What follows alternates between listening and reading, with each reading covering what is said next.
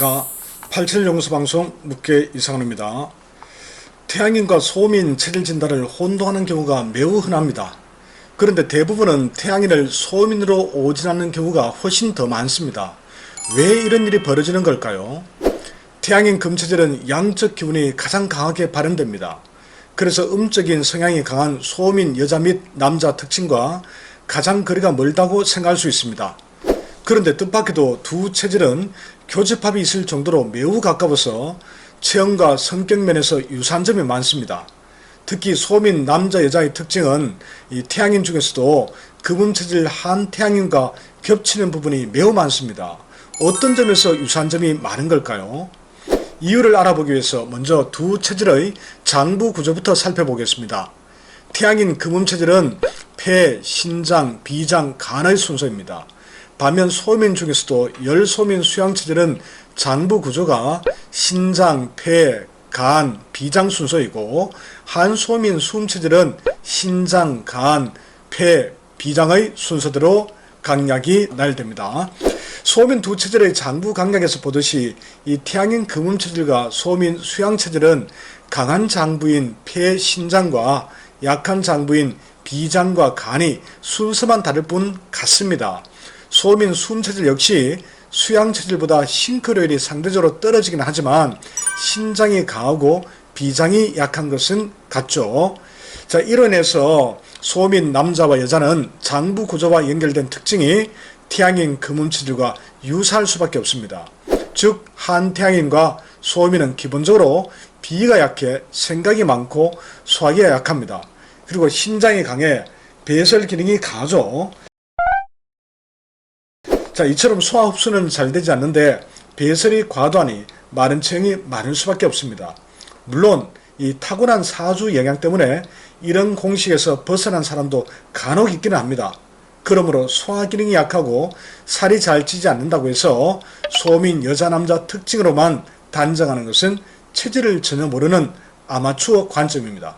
게다가 두 체질은 음양적 성격 측면에서도 닮은 점이 많습니다.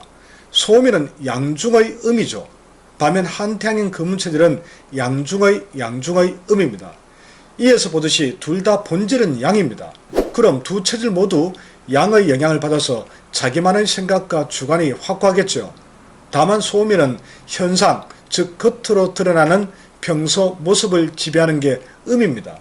그래서 소음인 여자 남자들은 이 음의 기운이 본질인 양을 누르고 있는 형국이라 본인의 생각과 관점을 밖으로 강하게 드러내지는 않습니다.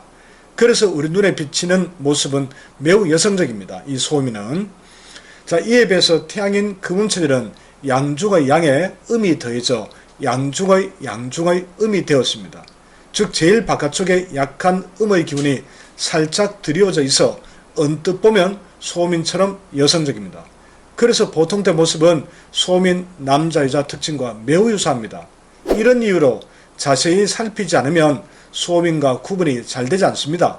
즉 태양인과 소음인 두 체질은 눈에 보이는 겉모습만 보면 소심, 꼼꼼, 섬세, 소극적, 내성적, 가정적, 여성적 성격 특징을 공유하고 있습니다.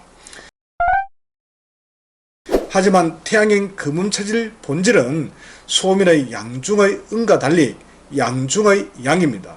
즉 양의 기운이 소음인보다 훨씬 더 강합니다. 그래서 약간의 자극만 주어지면 제일 밖에 있는 약한 음의 기운이 거치면서 도도한 양의 기운이 밖으로 강하고 빠르게 분출됩니다.